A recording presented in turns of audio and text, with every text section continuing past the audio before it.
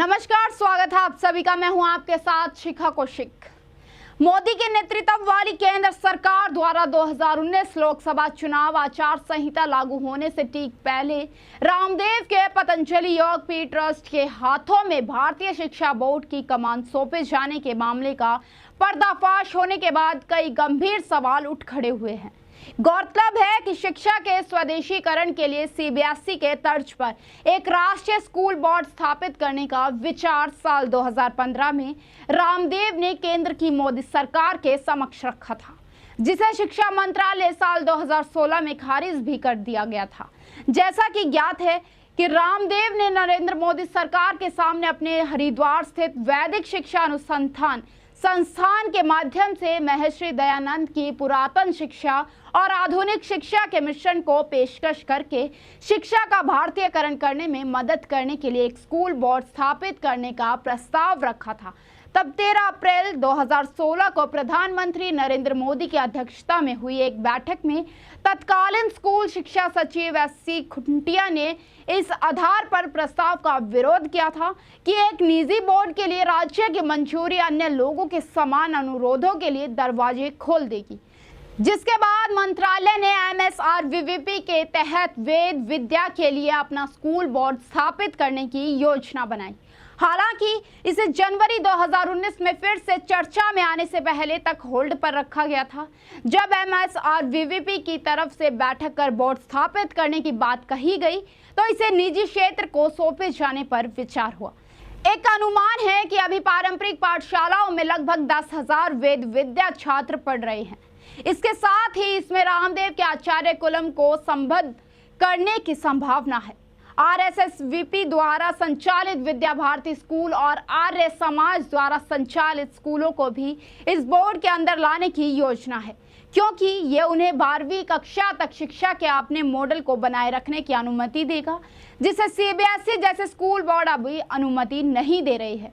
9 मार्च 2019 को अनुमोदन के बाद से BSB को एक सोसाइटी के रूप में पंजीकृत किया गया है और हरिद्वार में कार्यालय स्थापित किया गया है। इसके बैंक खाते में कॉपर्स फंड और विकास निधि के रूप में 71 करोड़ रुपए की राशि जमा की गई और BSB के कार्यकारी बोर्ड का भी गठन किया गया है, जिसके अध्यक्ष रामदेव हैं। बोर्ड अब अपने पाठ्यक्रम का मसौदा तैयार करने की प्रक्रिया में है। बाबा रामदेव के पतंजलि योग पीठ ट्रस्ट द्वारा वैदिक शिक्षा पर एक राष्ट्रीय स्कूल बोर्ड भारतीय शिक्षा बोर्ड की स्थापना की जा सके, इसके लिए केंद्र सरकार की तरफ से एक स्वायत्त संस्थान की आपत्तियों को 2019 में खारिज कर दिया गया था। जनवरी 2019 में आयोजित अपनी गवर्निंग काउंसिल की एक बैठक में MSRVVP की तरफ से एक बोर्ड स्थापित करने की बात की गई, लेकिन बैठक में उसे BSB के लिए एक निजी प्रयोजन निकाय नियुक्त करने के लिए कहा गया।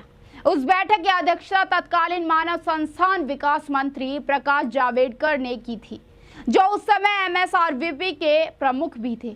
एक रिपोर्ट के मुताबिक रामदेव को फायदे पहुंचाने के लिए परिषद की बैठक के रिकॉर्ड में एक महत्वपूर्ण एजेंडा को भी सरकार की तरफ से बदला गया, ताकि इस पूरी प्रक्रिया को 2 महीने में पूरा किया जा सके, जिससे कि 2019 के लोकसभा चुनाव के लिए आदर्श आचार संहिता लागू होने से पहले मंजूरी मिल जाए।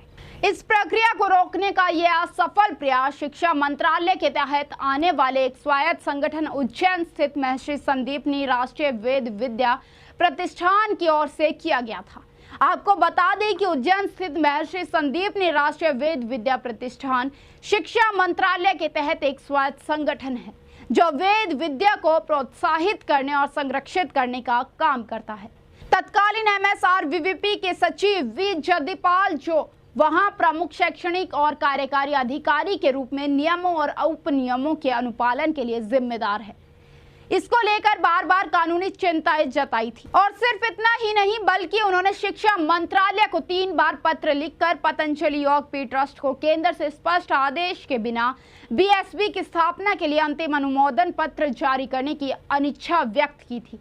हालांकि जदयपाल की आपत्तियों को नजरअंदाज कर दिया गया और मंत्रालय ने MSRVVP के एक अन्य अधिकारी तत्कालीन उपाध्यक्ष रविंद्र अंबादास मूले को 9 मार्च 2019 को चुनाव आचार संहिता लागू होने से कुछ घंटे पहले ही पतंजलि योगपीठ ट्रस्ट के अनुमोदन पत्र पर मोहर लगाने का आदेश दिया था। द इंडियन एक्सप्रेस समूह द्वारा संपर्क किए जाने पर जदयपाल ने कोई भी प्रतिक्रिया देने से इनकार करते हुए कहा कि वे इस मामले पर बोलना ही नहीं चाहते। वहीं तत्कालीन उपाध्यक्ष रविंद्र अंबादास मूले ने बताया कि वो अनुमोदन पत्र जारी करने के लिए अधिकृत थे क्योंकि जदयपाल उस दिन पहुंच से बाहर थे।